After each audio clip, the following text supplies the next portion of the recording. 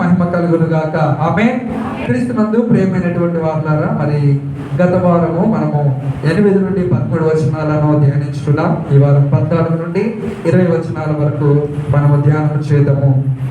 అయితే 14 నుండి 16 వరకు మనము చూస్తే ఆయన యొక్క యేసుక్రీస్తు యొక్క మహిమ, యేసుక్రీస్తు యొక్క ప్రభావము, యేసుక్రీస్తు యొక్క ప్రత్యక్షత, ఆయన రూపమును భక్తుడైనటువంటి యోహాను ఆయన వివరిస్తూ ఉన్నాడు. ఎలాగ వివరిస్తూ ఉన్నాడు అంటే, ఈ యొక్క 14 నుండి 16వ వచనాల వరకు మనము చూస్తే ఆయన యొక్క నేత్రములు ఎలా ఉన్నాయంట? అగ్ని జ్వాలల వలె ఉన్నాయి. ఆయన యొక్క కంఠస్వరము జల ప్రవాహముల ధ్వని వలె ఉండెను. ఆయన ముఖము మహా తేజస్సుతో ప్రకాశించుచున్న సూర్యుని వలె ఉండెను. ఇక్కడ యేసుక్రీస్తును కొన్ని భూలోక సంబంధమైనటువంటి ప్రకృతి చేత పోలుస్తూ ఉన్నాడు. దీన్ని అలంకారిక భాష అంటారు. ఇంగ్లీష్లో ఫిగరేటివ్ లాంగ్వేజ్ అంటారు. ఫర్ ఎగ్జాంపుల్, మనం కూడా చదువుకొని ఉంటాం, ఆమె ముఖము చంద్రబింబము వలె ప్రకాశించుచున్నది. అంటే ఆమె ఆ వ్యక్తి యొక్క అందాన్ని, ఆ వ్యక్తి యొక్క సౌందర్యాన్ని మరి దేనితో పోల్చాలో ఆ వ్యక్తికి తెలియక, మరి మనకందరకు అంటే ఈ సృష్టిలో ఉన్నటువంటి విలువైనటువంటి ఒక దానితో మనము పోలుస్తూ ఉంటాం. ఆమె స్వరము వింటే తేనెలాగా ఉంటుంది. అంటే తేనె ఎంత తీర్థనంగా, ఎంత హాయిగా ఇస్తుందో, అంటే ఆమె స్వరము అలాగా ఉంటుంది అన్నమాట. అంటే పోలిక. ఇది అలంకారిక భాష. యేసుక్రీస్తును కూడా భక్తుడైనటువంటి యోహాను వివరించడానికి ఆయన యొక్క తేజస్సును, ఆయన ముఖ స్వరూపమును, ఆయన మాటల యొక్క స్వరమును, ఆయన మాటల యొక్క ధ్వనిని వివరించడానికి ఈ ప్రకృతిలో గొప్ప వాటిని ఆయన తీసుకొని, దానికంటే సూర్యుడి కంటే ప్రకాశించేది ఏదైనా ఉందా? లేదు కదా. అలాగా గొప్ప వాటిని తీసుకొని ఆయన యొక్క మాట ఎలాగా ఉంది, ఆయన యొక్క ముఖము ఎలాగ ఉంది, ఆయన యొక్క కళ్ళు ఎలాగ ఉన్నాయి అనేటువంటి విషయాలను పోలుస్తూ ఉన్నాడు. సరే, ఇప్పుడు మనం 14 వచనంలో చదివితే, ఆయన తలయు తల వెంట్రుకలను తెల్లని ఉండిని పోలినవై హిమమంతా ధవలముగా ఉండెను. ఏమంటే ఇక్కడ మొదటిగా ఆయన తల వెంట్రుకలు తెల్లగా ఉన్నాయి. ఎవరికి ఉంటాయి తల వెంట్రుకలు తెల్లగా? వృద్ధులైనటువంటి వారికి కదా, వయసులో మరి చాలా ఏళ్ళు గడిచినటువంటి వారిని మనము సామాన్యంగా అంటాం. అంటే ఆయన యొక్క వెంట్రుకలు తెల్లగా ఉన్నాయి అని ఆ మాటను ఆయన చెప్తూ ఉన్నాడంటే మనం అర్థం చేసుకోవాలంటే, ఆయన బహుకాలము నుండి ఉండినటువంటి వాడు, ఆయన బహు జ్ఞానము కలిగినటువంటి వాడు కదా. ఫర్ ఎగ్జాంపుల్, ఒక తాతగారిని, ఒక మనవడిని కూర్చోబెట్టి మాట్లాడుతూ ఉన్నారనుకో, ఈ మనవడు ఆ తాతని, తాత నీకేం తెలియదు అని అంటాడనుకో, అప్పుడు ఆ తాత ఇచ్చే సమాధానం ఏంటి? ఏమనిస్తాడు? ఏంట్రా, నా వెంట్రుకలు తెల్లగైనంత వయసు లేదు నీకు, నాకు చెప్తావా? నాకు ఎంత అంటే, ఆయన ఎప్పటి నుండో ఉండినటువంటి వాడు, ఆయన ఎన్నో చూసినటువంటి వాడు, ఆయన ఎన్నో తెలిసినటువంటి వాడు కదా. అర్థమవుతున్న పోలిక అంటే, ఈ తెల్లని వెంట్రుకలు మహా జ్ఞానములకు సాదృశ్యంగా ఉన్నాయి. అలాగే పరిశుద్ధతకు ఆయన తలయు తల వెంట్రుకలను ఎలా ఉన్నాయంట?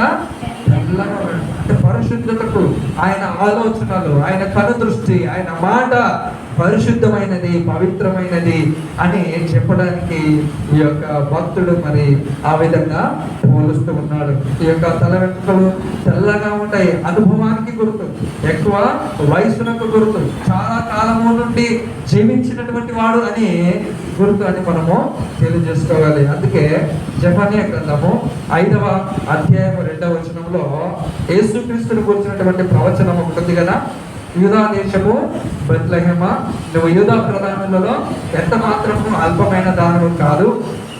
ఇదిగో ఇశ్రాయేలును ఏలేటువంటి రాజు నీలో నుండి వస్తున్నాడు. ఆయన ఏమంట, ఆయన పురాతన కాలం నుండి శాశ్వత కాలం వరకు ప్రత్యక్షమగుచుండెను. ఆమేన్, హల్లెలూయా.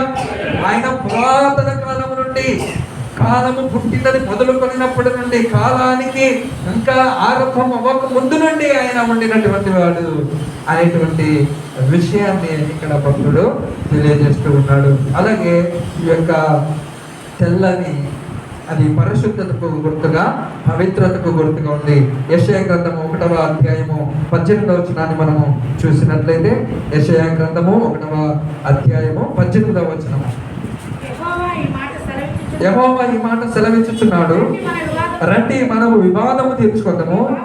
మీ పాపములు రక్తము వలె ఎర్రనివైనను అవి హిమము వలె తెల్లబడును, కెంపు వలె ఎర్రనివైనను అవి గొర్రె బొచ్చు వలె తెల్లని. ఇక్కడ భక్తుడు ఏమని తెలియజేస్తున్నాడు, మీ పాపములు రక్తము వలె ఎర్రనివైనను అవి హిమము వలె తెల్లబడును. అంటే తెలుపు పరిశుద్ధతకు గుర్తు, తెలుపు పవిత్రతకు గుర్తు అనేటువంటి విషయం. అంటే ఆయనను ఏ విధంగా చూస్తున్నాడు యోహాను గారు, ఆయన పరిశుద్ధుడు, ఆయన పవిత్రుడు అనేటువంటి విషయాన్ని చూస్తూ ఉన్నాడు. అలాగే మనము చూస్తే ఈయన బహుకాలం నుండి ఉండినటువంటి వాడు అనే విషయాన్ని కూడా మనం ఆలోచన చేద్దాం. దానియేలు గ్రంథము 7వ అధ్యాయము 9వ వచనం. దానియేలు గ్రంథము 7వ అధ్యాయము 9వ వచనం చదవండి. 7 చదవండి. మహావృద్ధుడు ఒకడు కూర్చుండెను, ఆయన వస్త్రము హిమమువలె ధవలముగాను, ఆయన తల వెంట్రుకలు శుద్ధమైన గొర్రె బొచ్చు వలె తెల్లగాను ఉండేది. యేసుక్రీస్తు ప్రభువారు భక్తుడైనటువంటి యోహాను గారికి కనబడినటువంటి ఆ యొక్క దర్శనములో, ఆయన చూసినటువంటి ఆ యొక్క చిత్రంలో ఆ వ్యక్తి ఎలా ఉన్నాడంట, తెల్లని వెంట్రుకలు కలిగినటువంటి వాడిగా ఉంటున్నాడు. అలాగే దానియేలు గారు కూడా ఇదే దర్శనాన్ని చూశాడు. ఆయన కూడా సేమ్ ఏ విషయాన్నే మాట్లాడుతూ ఉంటున్నాడు. ఆయన తల వెంట్రుకలు శుద్ధమైన గొర్రె బొచ్చు వల్ల తెల్లగా ఉండెను అనేటువంటి విషయాన్ని మనము చూస్తున్నాం. అంటే దానియేలుకి ఏ దర్శనం అయితే కలిగిందో, దానియేలు దర్శనంలో ఎవరినైతే చూశాడో భక్తుడైనటువంటి యోహాను గారు కూడా అదే వ్యక్తిని చూస్తూ ఉన్నాడు, అదే విషయాన్ని చెప్తూ ఉన్నాడు. చూసారా, దానియేలు అలాగే యోహాను గారు వారు చూసినటువంటి దర్శనంలో కనపడినటువంటి వ్యక్తి ఒక్కరే అనేటువంటి విషయాన్ని. దానికి ముందు చూస్తే ఒక మాట, మహావృద్ధుడు ఒకడు కూర్చుని ఉండేను అనేటువంటిది. అది ఇంగ్లీష్ లో ఏన్షియంట్ ఆఫ్ డేస్ అని, అంటే పురాతన కాలము నుండి ఆయన ఉన్నాడు, ప్రాచీన కాలము నుండి ఆయన ఉండినటువంటి వాడు, అంటే బహుకాలం నుండి ఉండినటువంటి వాడు అనే దానికి గుర్తుగా బహుకాలం నుండి ఆయన ఉండినటువంటి వాడు అనేటువంటి విషయాన్ని మనము జ్ఞాపకం చేసుకోవాలి. తర్వాత రెండవ విషయాన్ని మనం చూస్తే, ఆయన నేత్రములు అగ్ని జ్వాలల వలె ఉండెను. ఆమేన్, హల్లెలూయా. ఆయన నేత్రములు ఎలా ఉన్నాయంట, అగ్ని జ్వాలల వలె ఉన్నాయి అనేటువంటి విషయాన్ని చూడండి. ఆయన కన్నులు, నేత్రాలంటే మనం చూసేటువంటి కన్నులు ఎలా ఉన్నాయంట, అగ్ని జ్వాలల వలె ఉన్నాయి. ఈ అగ్ని పరిశుద్ధతకు గుర్తుగా ఉంది. అలాగే ఈ అగ్ని తీర్పునకు గుర్తుగా ఉంది కదా. అగ్నికి కాల్చబడినదంటే ఏది ఉండదు. ఇక్కడ మనం చూస్తే ఆయన నేత్రములు ఒకసారి మనం ఆలోచన చేస్తే, ఆయన యొక్క నేత్రాలు హృదయం యొక్క లోతులను చూస్తారు. ఆయన యొక్క నేత్రాలు సృష్టి అంతటిని చూడగలుగుతాయి. ఆయన దృష్టికి మరుగైనది ఏది కూడా లేదు, ఆయన దృష్టికి కనబడినది ఏది లేదు. అది భూలోకమంతైనను పరలోకమంతైనను పాతాళమందైనను ఏది కూడా ఆయనకు కనబడినదంటూ ఏది కూడా లేదు అనేటువంటి విషయాన్ని మనము జ్ఞాపకం చేసుకోవాలి. హెబ్రీయులకు రాసినటువంటి పత్రిక 4వ అధ్యాయం 13వ వచనంలో మనం చదివితే ఇదే విషయాన్ని మరి హెబ్రీ గ్రంథకర్త తెలియజేస్తున్నాడు. 4:13 మరియు ఆయన దృష్టికి కనబడని స్పష్టము ఏదీ లేదు, మనం ఎవరికి లెక్క ఒప్పజెప్పవలసి ఉన్నదో ఆ దేవుని కన్నులకు సమస్తమును మరుగులేక తేటగా ఉంది. చూసారు అక్కడ ఏమని చెప్తున్నాడు? ఆయన దృష్టికి కనబడినదంటూ ఏది లేదు.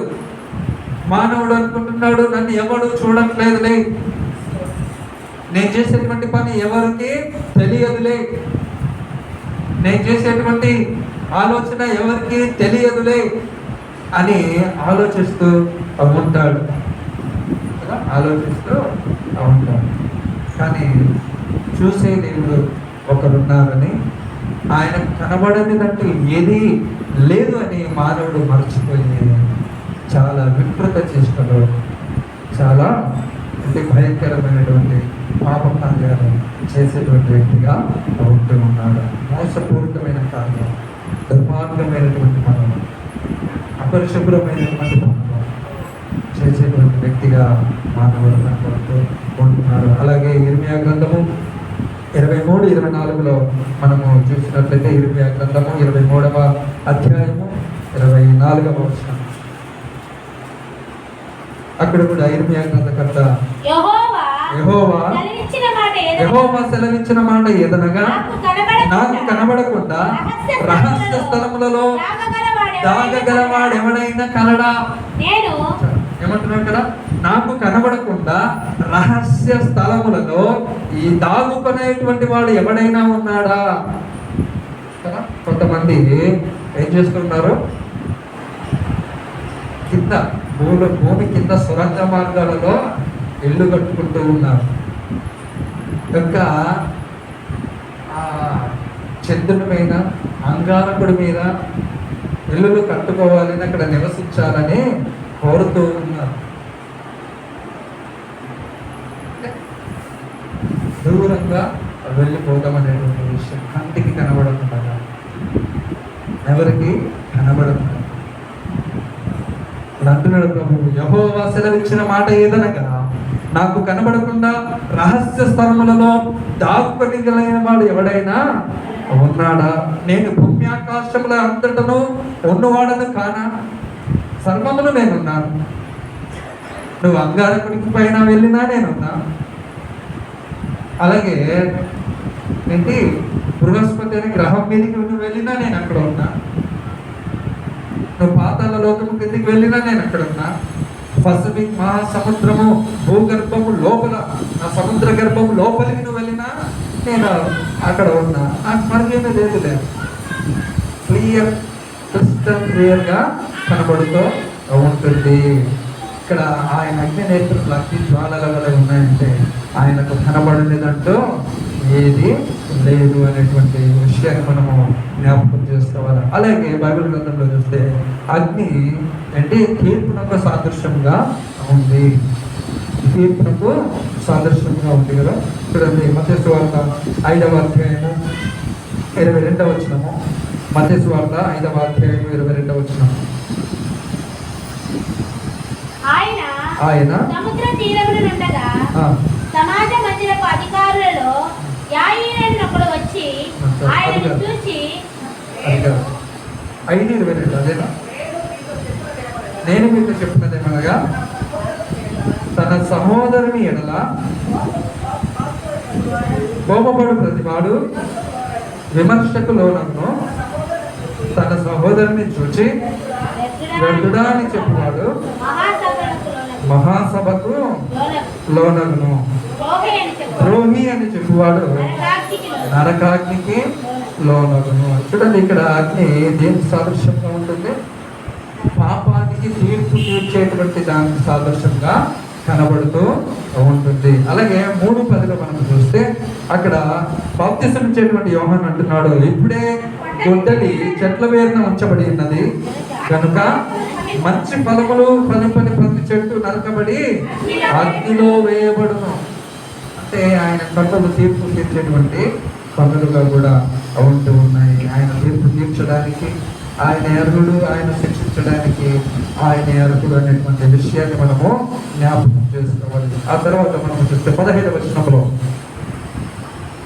ఆయన తల వెంట్రుకలు అయిపోయి, ఆయన నేత్రములు అయిపోయి, ఆయన పాదం 15వ వచనంలో చూస్తే ఆయన పాదములు కొలిమిలో పుటము వేయబడి మెరయుచున్న అపరంజితో సమానమై ఉండెను.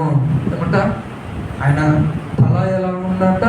తెల్లగా పరిశుద్ధంగా ఉంటుంది. ఆయన కళ్ళు అన్ని జ్వాలల వలె ఉంటూ ఉన్నాయి. ఇప్పుడు ఆయన పాదాలను చెప్తున్నాడు ఏమనంటే అవి కొలిమిలో పుటము వేయబడి మెరుగుచున్న, అంటే మెరుస్తూ ఉన్న అపరంజితో సమానమై ఉండేను అనేటువంటి విషయం మనం చూస్తాం. అపరంజి అంటే బంగారు కదా.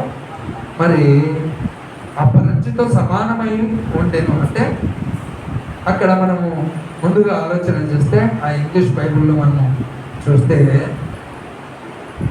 బ్రాస్, అలాగే బ్రాంజ్ అంటే కంచు లేదా ఇత్తడి. ఆయన పాదాలు ఇత్తడితో పోల్చబడ్డాయి. ఇత్తడిని ఆ యొక్క పుట్టములో వేయబడి మంచిగా చేసిన తర్వాత దానిపైన మెరుగు పూస్తే బంగారం వలె ఉంటుంది కదా అది కూడా. సో ఆ విధంగా అలాగే మరి ఆయన ఆ ఇత్తడితో లేదంటే ఆ యొక్క కంచుతో పోల్చడానికి గల కారణం ఏంటంటే ఈ మెటల్స్ అన్నిటిలో ఈ కంచు కానీ ఈ ఇత్తడి కానీ ఎక్కువ రోజులు మన్నికకుంటాయి. ఇవి తుప్పు పట్టవు. అర్థమన్నా? ఐరన్ అయినా తుప్పు పడుతుంది కానీ ఈ ఇత్తడి కానీ లేదా ఈ కంచు అనేది కానీ తుప్పు పట్టదు, రాగిపోతుంది కదా. అంటే ఈయన యొక్క సర్వాధికారానికి గుర్తుగా కనబడుతూ ఉంది, తీర్పు తీర్చేటువంటి స్థితిలోనికి గుర్తుగా కనబడుతూ ఉంది. మరి ఈ యొక్క బైబిల్ గ్రంథంలోనే ఆ యొక్క ఈ పాదాల గురించి కొన్ని విషయాలు మనం ఆలోచన చేస్తే యెషయా గ్రంథము 52:7 వచనాన్ని మనం చదువుకుందాం ఒకసారి. యెషయా గ్రంథము 52:7 వచనం. సువార్త ప్రకటించుచు, సమాధానము చాటించుచు, సువర్తమానము ప్రకటించుచు, రక్షణ సమాచారము ప్రచురించు వాని పాదములు నీ దేవుడు ఏలుచున్నాడని సియోనుతో చెప్పుచున్న వాని పాదములు పర్వతముల మీద ఎంతో సుందరములై ఉన్నాయి. అంటే చూడండి ఇక్కడ ఏం చెప్తున్నాడు? స్వార్థ ప్రకటించేటువంటి ఆ పాదములు, సత్య స్వార్థ ప్రకటించేటువంటి ఆ పాదములు, దేవుడిని గురించి ప్రకటించేటువంటి ఆ పాదములు, దేవుని గురించి అనేక ప్రాంతములు తిరిగినటువంటి ఆ యొక్క పాదములు ఎలా ఉన్నాయంట? పర్వతముల మీద ఎంతో సుందరము ఉన్నాయి, ఎంతో సుందరముగా అవంటి ఉన్నాయనేటువంటి విషయాన్ని మనము చూస్తూ ఉన్నాం.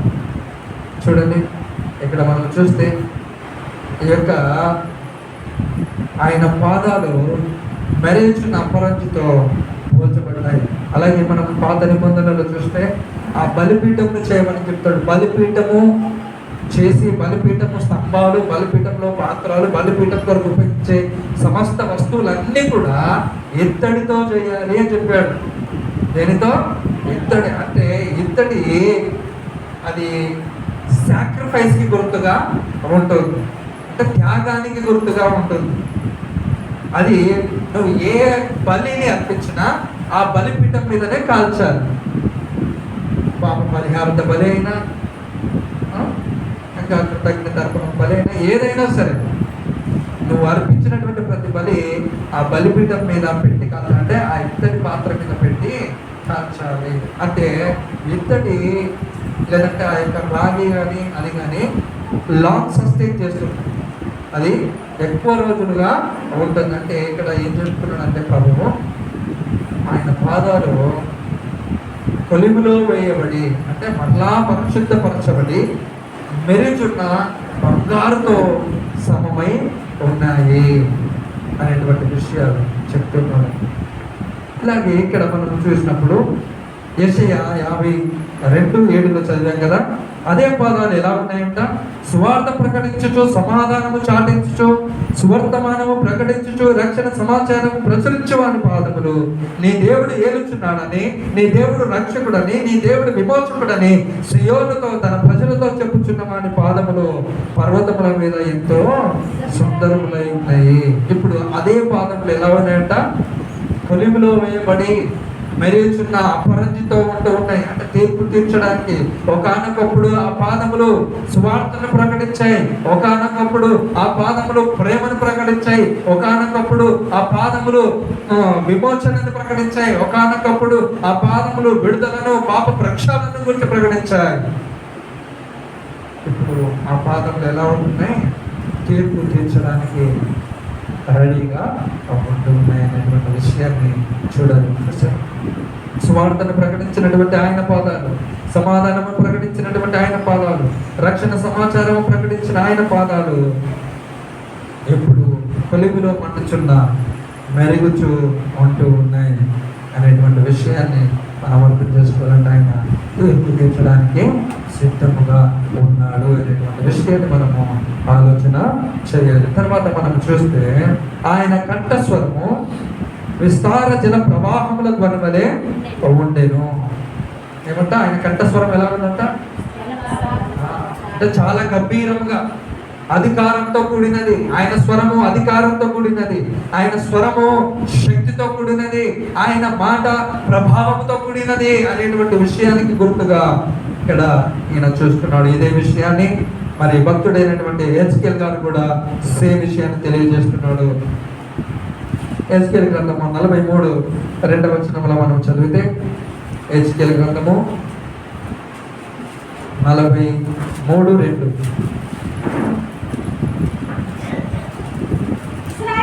ఇశ్రాయేలీయుల దేవుని ప్రభావము తూర్పు దిక్కున కనబడెను, దాని నుండి పుట్టిన ధ్వని విస్తార జలముల ధ్వని వలె వినబడెను. ఎలా ఉందంట? విస్తార జలముల ధ్వని వలె. మీరు ఎప్పుడైనా బీచ్కి వెళ్ళారు కదా, నెల్లూరులో ప్రతి ఒక్కరు బీచ్కి వెళ్ళింటారు. అక్కడ అలలు వస్తున్నప్పుడు ఎలా ఉంటుంది సౌండ్? చాలా ఒక గంభీరంగా ఉంటుంది. కొంచెము ఎక్కువై లోపల ఆ యొక్క లేదా గాలి ఎక్కువై ఉన్నప్పుడు ఇంకా ప్రభావంగా, ఇంకా వేగంగా వస్తుంది కదా. అటువంటి జలములు, సముద్రము అంటే మహాసముద్రాలన్నీ కలిసి ఆ యొక్క సౌండ్ ఇస్తే ఎలా ఉంటాయో ఆయన యొక్క స్వరము అలా ఉంటాయి. అంటే దానికి కారణం ఏంటంటే ఆయన స్వరము లేదా ఆయన మాట అధికారంతో కూడినది, ఆయన మాటలో శక్తి ఉంది అని దానికి గుర్తుగా, అధికారం ఉంది అనే దానికి గుర్తుగా ఆ భక్తుడైనటువంటి యోహాను ఆయన మాటను అలాగా పోలుస్తూ ఉన్నాడు, అలంకార రూపంగా అలాగా చెప్తూ ఉన్నాడు. చూడండి, కీర్తనకారుడు కూడా ఇదే విషయాన్ని మనం తెలియజేస్తున్నాడు. కీర్తనల గ్రంథము 29వ కీర్తన, కీర్తనల గ్రంథము 29వ కీర్తన 3-9 నేను చదువుతాను, జాగ్రత్తగా వినండి. యెహోవా స్వరము జలముల మీద వినబడుచున్నది, మహిమగల దేవుడు ఉరుము వలె గర్జించుచున్నాడు, మహాజలముల మీద యెహోవా సంచరించుచున్నాడు. యెహోవా స్వరము బలమైనది, యెహోవా స్వరము ప్రభావము గలది, యెహోవా స్వరము దేవదార వృక్షములను విరుచును, యెహోవా లెబానోను దేవదార వృక్షములను మొక్కలుగా విరుచును. దూడవలె అవి గంతులు వేయినట్లు ఆయన చేయును, లెబానోనును సిర్యోనును గురుపోతు పిల్లలలో గంతులు వేయినట్లు ఆయన చేయును.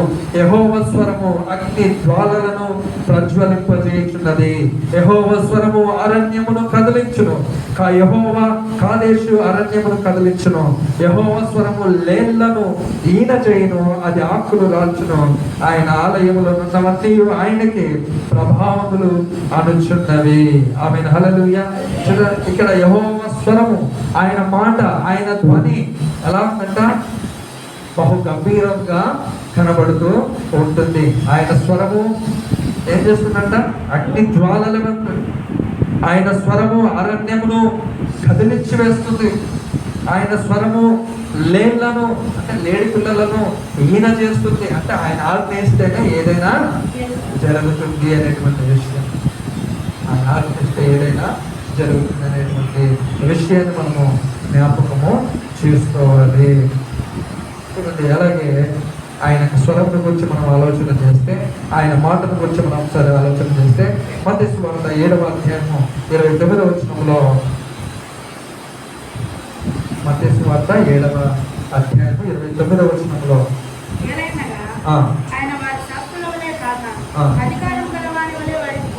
ఏలైనగా ఆయన వారి శాస్త్రుల వలె కాక అధికారం గల వారి వలె బోధించాడంట. అధికారం కలిగినటువంటి వాడి వల్ల బోధించాడు ఆయన. అలాగే మార్కు సువార్త 4:29లో మనం చూస్తే, మార్కు సువార్త 4:29 పంట పండినప్పుడు కోతకాలం వచ్చినదని సేద్యగాడు వెంటనే కొడవలి పెట్టి పోయినని చెప్పాడు. 39 అందుకు ఆయన లేచి గాలిని గద్దించి నిశ్శబ్దమై ఉండమని సముద్రంతో ఊరకుండమని సముద్రంతో చెప్పగా గాలి అణిగి మిక్కిలి నిమ్మలమాయన. ఏం చేశాడంట? లేచి గాలిని గద్దించాడు. నిశ్శబ్దమై ఉండని చెప్పాడంట. శబ్దం చేయద్దు అంటారు కదా పిల్లలు అలర్ట్ చేస్తుంటే తల్లిదండ్రులైన వారు లేదా ఉపాధ్యాయులు ఏమని చెప్తుంటారు, శబ్దం చేయొద్దు. లేదా టీచర్ వచ్చి నడిచిన వెంటనే సైలెంట్ అయిపోతుంది. ఎందుకు? ఆ టీచర్కి ఆ క్లాస్ మీద అధికారం ఉంది, ఆ మాటకు అంత శక్తి ఉంది. అదే క్లాస్లో వాళ్ళ తల్లిదండ్రులు పోయి ఎలా అట్లా చేసినట్టు వాడు ఇక్కడ విన్నాడు, మా మమ్మీ వచ్చిందని ఎగిరి గద్దేసి రచ్చ చేస్తాడు ఆ క్లాస్. అదే టీచర్ వెళ్ళిందనుకో, యేసు ప్రభు కూడా ఏం చెప్తున్నాడు తెలుసా? ఎక్సైజ్ పడుతున్నావు కాదు, అంటే ఆయన మాట కంట శక్తి, ఆయన కంట స్వరము అంటే విస్తార జల ప్రవాహం లేదంటే ప్రభావం ఉంది. ఆయన కలుగుమని చెప్పగా సూర్యుడు కలిగే, ఆయన కలుగుమని చెప్పగా నక్షత్రాలు ఉదయించాయి, ఆయన కలుగుమని చెప్పగా సమస్తమును కలిగే. అది ఆయన మాటలో జీవం ఉంది, ఆయన మాటలో జీవం, ఆయన మాటలో ఏంటి ప్రాణం. ఆయన ఏది చెప్తే అది జరగాల్సిందే. సో అందుకు దేంతో కూర్చోలో యోహానుకు అర్థం కాలేదు. ఇంకా వారికి ఉన్నటువంటి కోరిక ఏంటి? అప్పుడు మహాఘోష, సముద్రముల మహాఘోష, అది చాలా భయంకరంగా ఉంటుంది. సో ఆయన స్వరాన్ని ఆ యొక్క విస్తార జల ప్రవాహాల వలె ఉంది అని ఆయన చెప్తూ ఉన్నాడు. ఆమేన్, హల్లెలూయా. అలాగా చూస్తే 16వ వచనంలో, ఆయన తన కుడి చేత 7 నక్షత్రములను పట్టుకొని ఉండేను. ఆయన నోట నుండి 2 అంచులు గల వాడి అయిన ఖడ్గం ఒకటి బయలు వెడుచుంటాను. ఆయన తన కుడి చేత ఏం పట్టుకున్నాడంట? 7 నక్షత్రములను పట్టుకున్నాడు.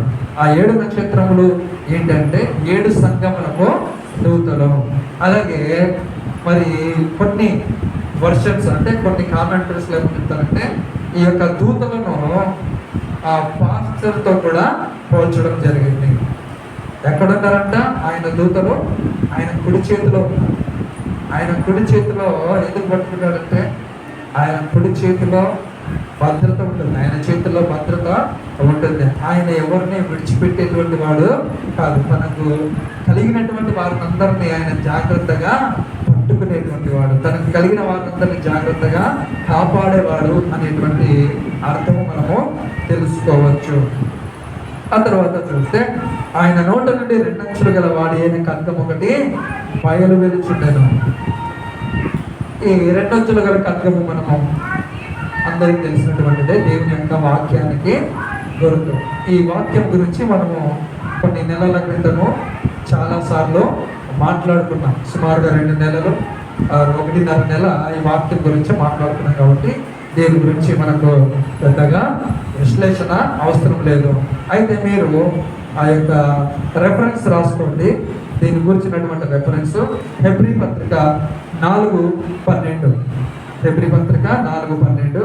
అలాగే 2 తిమోతి 3:16లో చెప్తున్నటువంటి మాట ఏంటంటే, దైవావేశం కలిగిన ప్రతి లేఖనము ఉపదేశించుటకు, ఖండించుటకు, తప్పుదిద్దుటకు, నీతి యందు శిక్ష చేయుటకు ప్రయోజనకరమై ఉన్నది.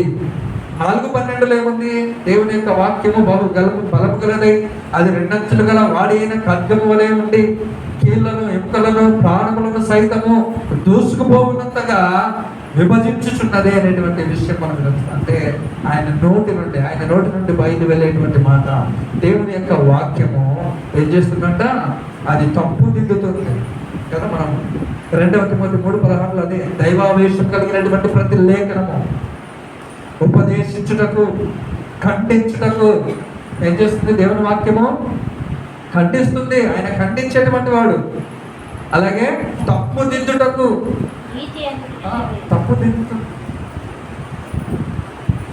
నేను పెరిగినటువంటి ఆ సంఘంలో మరి మాస్టర్ గారు వాక్యము చెప్తూ ఉంటే కొంతమంది ఇటువంటి మాటలు అనేటువంటి వాడు.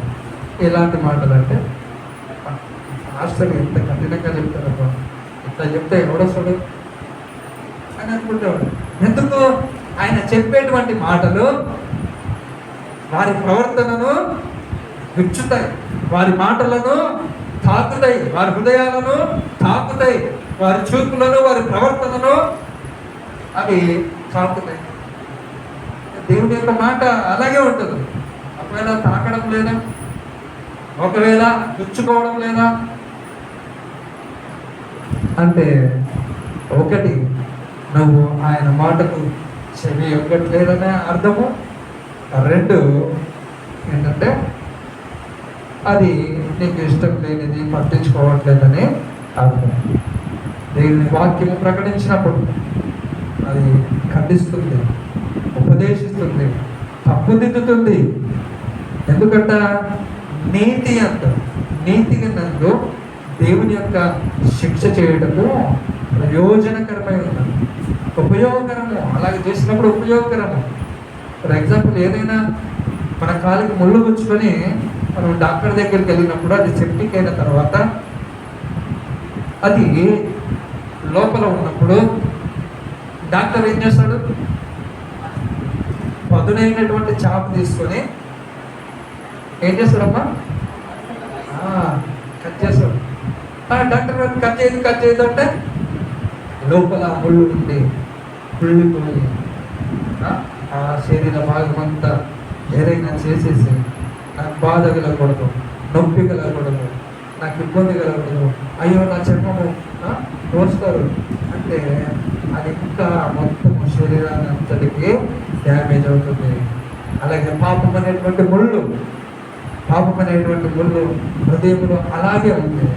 యేసుక్రీస్తు యొక్క మాట దానిని గురించి బయటకు తీయాలనుకుంటున్నప్పుడు నాకు అక్కర్లేదన్నా అనుకో, ఆ పాపము శరీర భాగాలంతా పాడు, హృదయం అంతా పాడు, మనసంతా పాడు, మనలను నిర్జీవులుగా చేస్తుంది. ఆయన నోటి నుండి 2 అంచుల గల కన్ను బయలుదేరుతుందంటే ఆయన మాట అంత బలం గలది.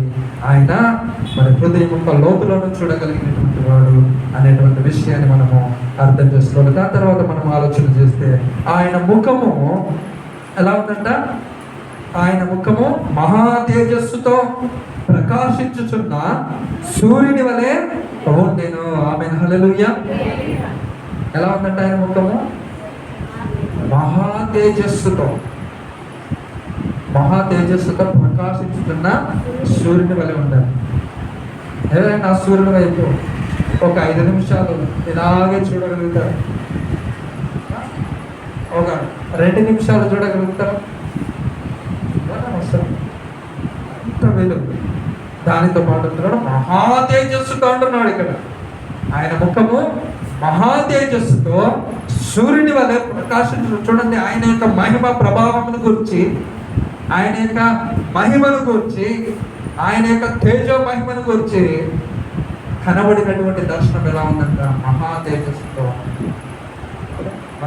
పెద్ద మధ్యాహ్నం అందు మబ్బులు అంటే పైన మేఘాలు ఏమి లేకుండా ఆ సూర్యుడు ఏ విధంగా అయితే ప్రకాశిస్తూ ఉంటాడో అంతకంటే మహా తేజస్సుతో ప్రభు యొక్క మహిమ, ఆయన చుట్టూ ఉన్నటువంటి మహిమ ఆ విధంగా ఉంది.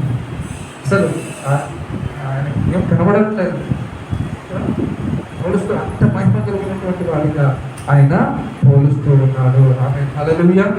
చూడండి, అదే విషయాన్ని మనము ఆలోచన చేస్తే మలాకి 4:2లో మలాకి గ్రంథము 4:2 అంటున్నాడు, ఆయన నీతి సూర్యుడితో పోల్చాడు. ఆయన దేవుణ్ణి ఎలాగ పోల్చాడు మలాకి గారు? అయితే నా నామమందు భయభక్తులు గల వారికి మీకు నీతి సూర్యుడు ఉదయించును. ఆమేన్ హల్లెలూయా. ఏమంట? నీతి సూర్యుడు. ఎవరైనా నీతి సూర్యుడు, సన్ ఆఫ్ రైచియస్నెస్. నీతి సూర్యుడు ప్రభు అయినటువంటి దేవుడు, ప్రభు అయినటువంటి క్రీస్తు ఎవరికి ప్రకాశిస్తాడంట? ఎవరి మీద ప్రకాశిస్తాడు? ఎవరి మీద ఆయన వెలుగు ఉంటుంది? తన యందు భయభక్తులు కలిగినటువంటి వారి మీద, తన యందు భయభక్తులు గల వారి మీద ఆయన దర్శించేటువంటి వాడు. కాబట్టి యోహానుకు తన మహిమను తెలియజేస్తూ ఉన్నాడు. అలాగే మత్తయి సువార్త 17వ అధ్యాయం 2వ వచనము, కీర్తనల గ్రంథము 84:11 ఒకరు తీయండి. మత్తయి సువార్త 17:2 చదువు. ఆయన ముఖము సూర్యుని వలె ప్రకాశించెను, ఆయన వస్త్రములు వెలుగు వలె తెల్లని వాయను. ఆమేన్ హల్లెలూయా. ఆయన ముఖం ఎలా ప్రకాశించిందంట? సూర్యుని వలె కదా. మన దేవుడు బైబిల్ గ్రంథంలో సూర్యునితో పోల్చబడ్డాడు. సూర్యుడు వెలిగించేటువంటి వాడు. సూర్యుడు సూర్యుడి ద్వారా జీవం కలుగుతుంది తెలుసా. ఆ వెలుగు లేకపోతే మొక్కలకు కానీ మనకు కానీ చాలా తీవ్రమైనటువంటి నష్టం. ఆ యొక్క సూర్యుడు వెలుగు ఎలాగా ఎంత చక్కగా, ఒకసారి చూడండి బయట ఎన్ని లైట్లు వేస్తే అలాగా ఆ వెలుగు వస్తుంది. మనం రాత్రి ఎన్ని లైట్లు వేస్తే అలా వెలుగు వస్తుంది కదా.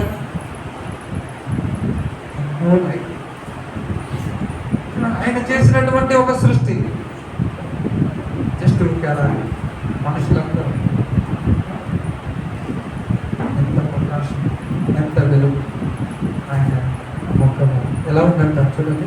ఆయన ముఖము సూర్యుని వలె ప్రకాశించదు, ఏ మచ్చ కూడా లేదు, ఏ డాగు లేదు, ఏ డాగు లేని వాడు, ఏ మచ్చ లేనటువంటి వాడు మన ప్రభు అయినటువంటి క్రీస్తు అనే దానికి గుర్తుగా ఈ విషయాలు తెలియజేస్తూ ఉంటూ ఉన్నాయి. అలాగే కీర్తనల గ్రంథము 84:11లో కూడా, నీ దేవుడైన యెహోవా సూర్యుడును కేడమునై ఉన్నాడు. ఆమేన్ హల్లెలూయా. ఏమంట? నీ దేవుడైన యెహోవా సూర్యుడును కేడమునై ఉన్నాడు. ఆయన సూర్యుడు పాపం లేనటువంటి వాడు, పరిశుద్ధత కలిగినటువంటి వాడు, ప్రకాశించేటువంటి వాడు, జీవితాలను వెలిగించేటువంటి వాడు, జీవితాలకు వెలిగించేటువంటి వాడు. చూసారు మన దేవుడు చూడండి. అంటే మనము ఎంత తేజో మహిమ కలిగినటువంటి వాడో మనం అర్థం చేసుకోవాలి. దాని తదుపరి మనం ఆలోచన చేస్తే ఆయన 17వ వచనంలో,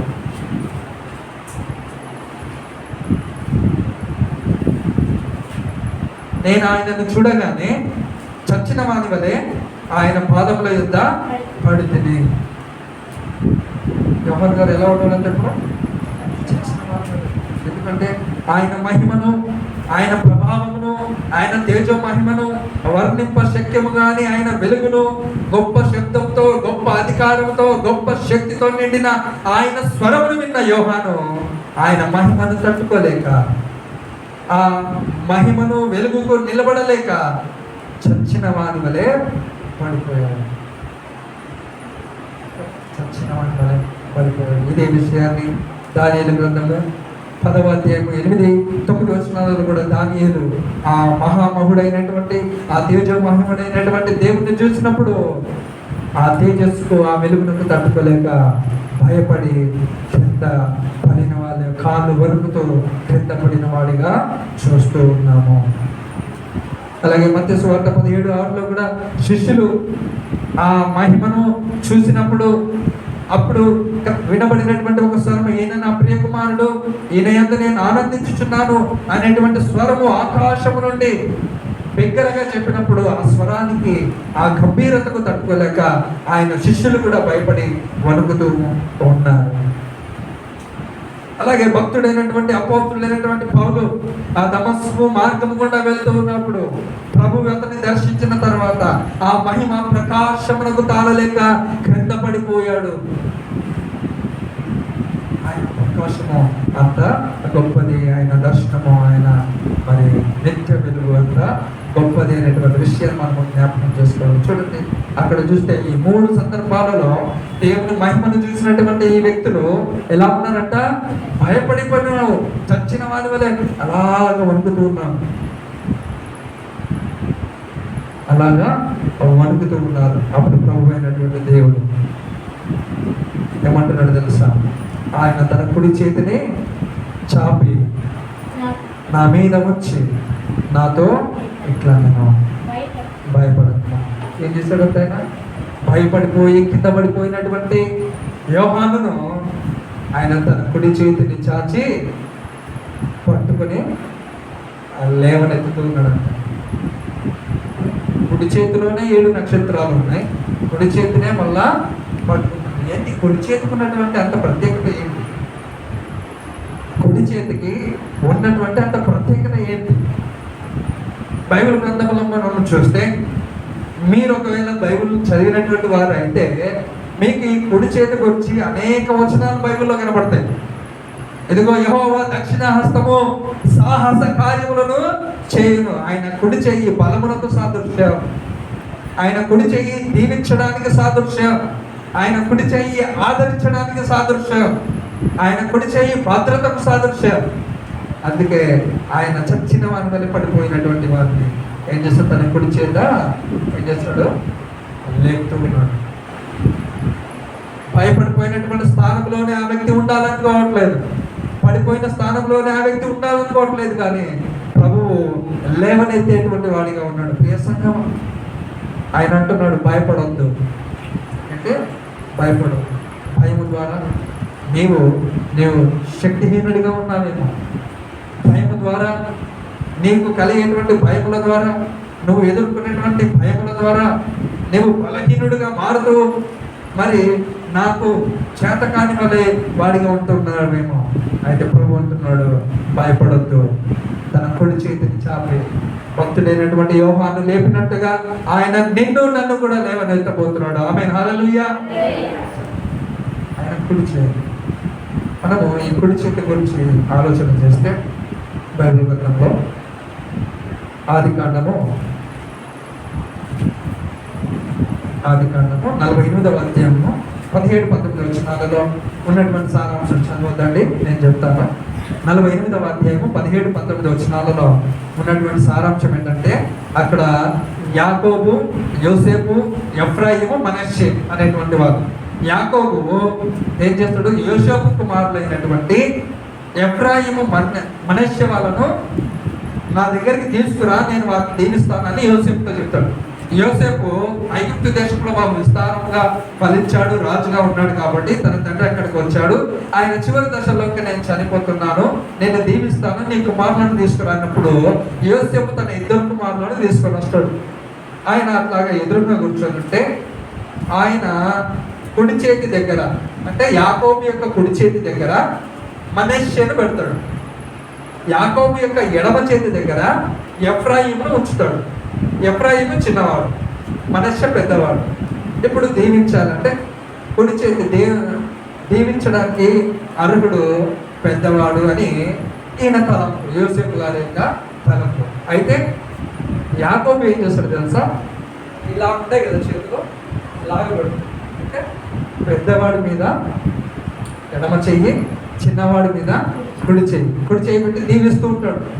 దీవించబోతూ ఉంటే యోసేపుకు ఇదిగో దీవెన చిన్న కుమారుడికి వెళ్ళిపోతుందని, డాడీ అలా కాదు, ఇదిగో మీ కుడి చెయ్యి మీరు మనుష్య మీద పెట్టండి అంటే, అప్పుడు అరే నాకు తెలుసులేరా ఇతడు కూడా గొప్పవాడు అవుతాడని ఆయన ఆశయం. అంటే కుడి చేయి దీవెనకు సాదృశ్యంగా కనబడుతుంది.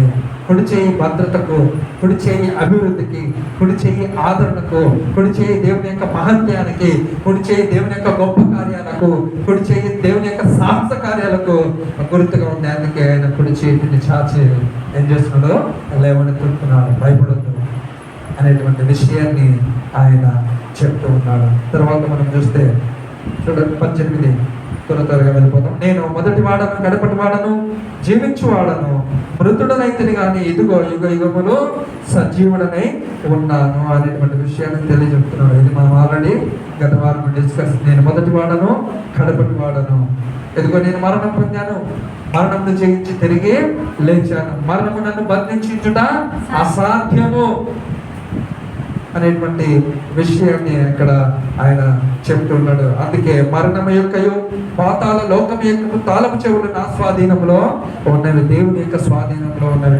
అంతవరకు యేసుక్రీస్తు మరణము పొంది తిరిగి పొందనంత వరకు ఆ పాతాళము లోకం యొక్క సర్వాధికారము అపవాది చేతిలో ఉంటూ ఉన్నాయి. యేసుక్రీస్తు పవిత్రుడుగా పాపం లేనివాడిగా జీవించి ఆయన చనిపోయి తిరిగి లేచినాడు కాబట్టి మరణము ఆయన మీద అధికారము లేదు కాబట్టి ఏమి చేయలేకపోతుంది. ఇదిగో చూపుల్లో ఏదైనా దోషం ఉందంటే లేదు, ఆలోచనలో ఏదైనా దోషం ఉందంటే లేదు, క్రియల్లో ఏదైనా దోషం ఉందంటే లేదు. ఆయన పవిత్రుడుగా జీవించాడు, నిష్కలంకుడుగా జీవించాడు, పరిశుద్ధుడుగా జీవించాడు, ఏమీ చేయలేకపోయింది. అందుకే ఆయన మరణమును జయించి తిరిగి లేచాడు. చాలా చేసేది అపవాది దగ్గర నుండి తీసేస్తున్నారు. పాతాళం మీదను పరలోకం మీదను భూలోకం మీదను సర్వాధికారం ఆయనకు ఇవ్వబడి ఉంది. అంటే పాతాళమునకు పోకుండా నిన్ను నన్ను ఈ యొక్క సర్వ సృష్టిని రక్షించాలంటే కారణము లేదంటే అర్హుడు సమర్థుడు ఎవరంటే ప్రభువు అయినటువంటి యేసుక్రీస్తు ప్రభువారే నిన్ను తప్పించాలన్నా, నిన్ను రక్షించాలన్నా, లేదా నిన్ను శిక్షించాలన్నా ఆయనకు సర్వాధికారము ఉంది అనేటువంటి విషయాన్ని మనము జ్ఞాపకం చేసుకోవాలి. ఆమేన్, హల్లెలూయా. చూడండి, యుగ యుగములు నేను సజీవుడనే ఉన్నాను, ఎప్పటికీ నేను ఉండేటువంటి వాడను అనేటువంటి విషయాన్ని మనం తెలుసుకోవాలి.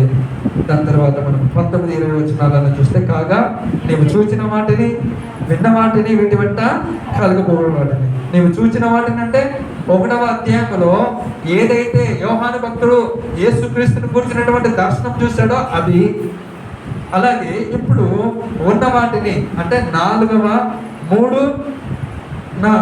అధ్యాయం అన్నమాట. 2-3 అధ్యాయాలు ఇప్పుడు ఉన్న వాటిని అంటే నేను నీతో చెప్పేటువంటి వాటిని, ఆ 7 సంఘములకు కూర్చున్నటువంటి సమాచారము 2-3 అధ్యాయాల గురించి అది. అలాగే దాని తర్వాత చూస్తే కలగబో వాటిని 4వ అధ్యాయం నుండి 22వ అంటే 25 అధ్యాయం వరకు జరగబోయేటువంటి వాటిని, నువ్వు చూసిన వాటిని అంటే ఆయన దర్శనమును, ఆయన ప్రత్యక్షతను, ఆయన మహత్యమును, అది కూడా అది రాయాలి.